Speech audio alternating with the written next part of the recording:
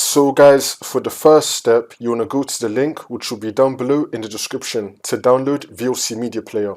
We're going to be using this because it supports most DVD formats and codecs. So now once you're on this, you want to select Download VLC. It's now going to start downloading. The download should have started automatically. If the download did not start, then you want to click right here, which will then start the download for you. And now once that's been downloaded, you want to click on it. And now once this comes up, you want to click on yes. And now this will come up. And now once you're on this, you want to choose your language, and then click on OK.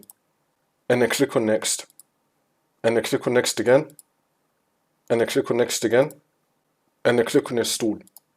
And it's now going to install VLC Media Player. Wait for this to load. And now once it's been installed, we can tick Run VLC Media Player and then click on Finish. It's now going to launch VLC Media Player. And now once you're on this, you can untick these if you want to. I'm just going to leave it how it is and then continue. And now once we're on VLC Media Player, you want to insert your DVD into your drive.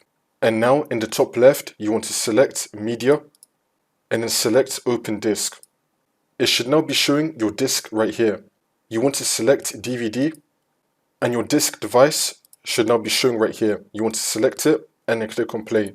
In my case, I don't have a DVD drive, but in your case, it should now be playing and now the problem should be fixed.